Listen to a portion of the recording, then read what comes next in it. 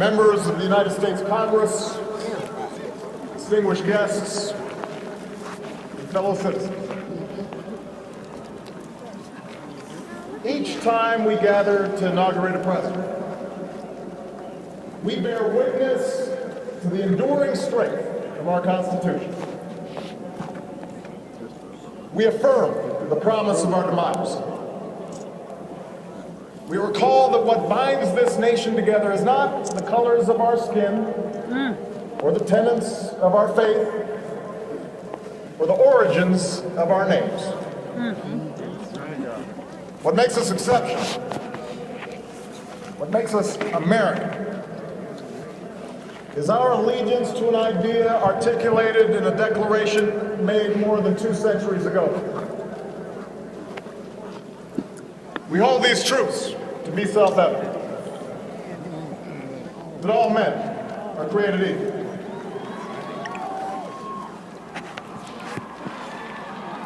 that they are endowed by their Creator with certain unalienable rights,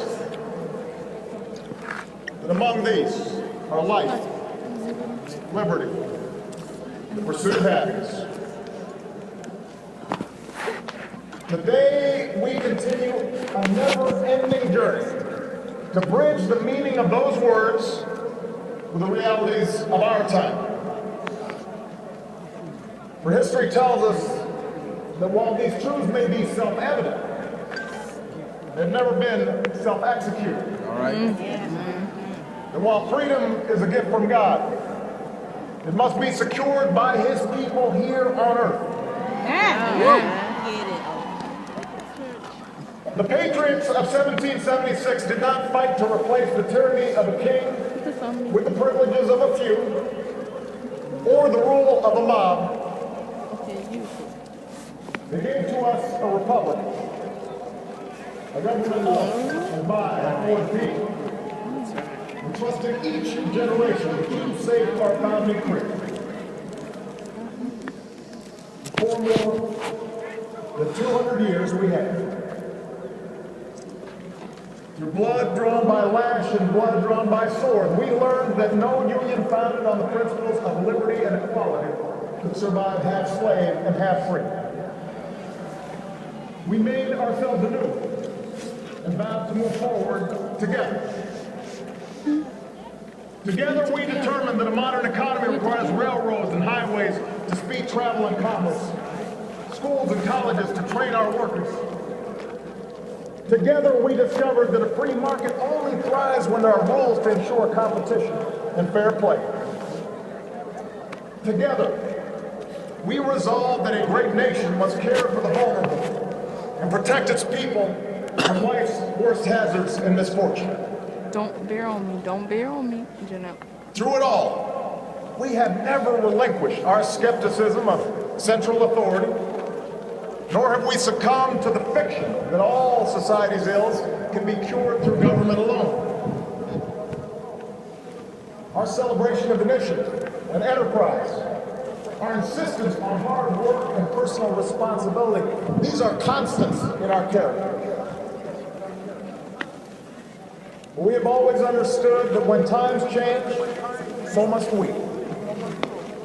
That fidelity to our founding principles requires new responses to new challenges. That preserving our individual freedoms ultimately requires collective action. For the American people can no more meet the demands of today's world by acting alone than American soldiers could have met the forces of fascism or communism with muskets and militias. No single person can train all the math and science teachers we'll need to equip our children for the future, or build the roads and networks and research labs that will bring new jobs and businesses to our shores. Now, more than ever, we must do these things together, as one nation and one people.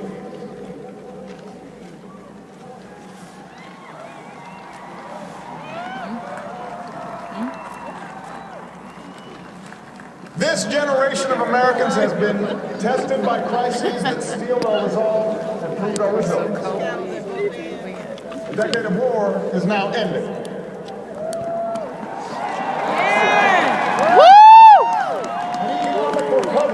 has begun. America's possibilities are limitless, for we possess all the qualities that this world without boundaries demands. Youth and drive, diversity and openness, an endless capacity for risk, and a gift for reinvention. My fellow Americans, we are made for this moment, and we will seize it so long as we seize it together.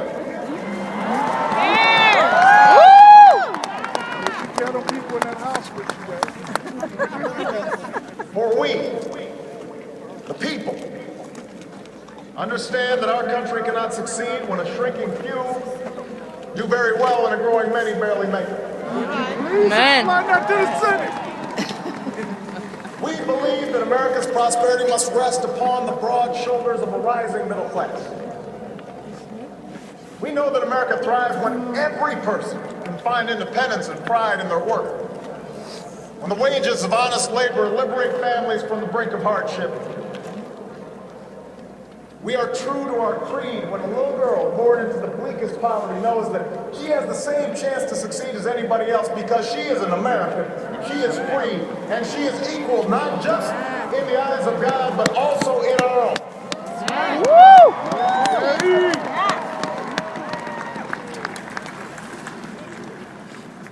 We understand that outworn programs are inadequate to the needs of our time. But we must harness new ideas and technology to remake our government, revamp our tax code, reform our schools, and empower our citizens with the skills they need to work harder, learn more, reach higher. But while the means will change, our purpose endures. A nation that rewards the effort and determination of every single American. That is what this moment requires. That is what will give real meaning to our creed. We, the people, still believe that every citizen deserves a basic measure of security and dignity. We must make the hard choices to reduce the cost of health care and the size of our debts. But we reject the belief that America must choose between caring for the generation that built this country and investing in the generation that will build its future.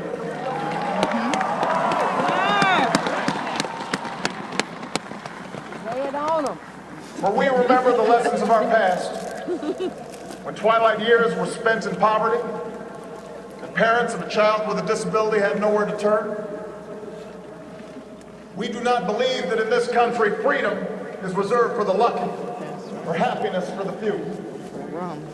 We recognize that no matter how responsibly we live our lives, any one of us, at any time, may face a job loss, or a sudden illness, or a home swept away in a terrible storm.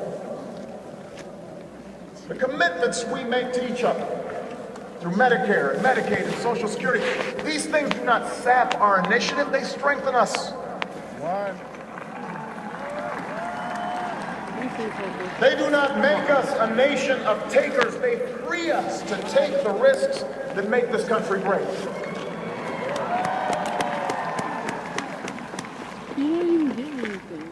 You scream. We, You don't see that there? people, still believe that our obligations as Americans are not just to ourselves, but to all posterity. We will respond to the threat of climate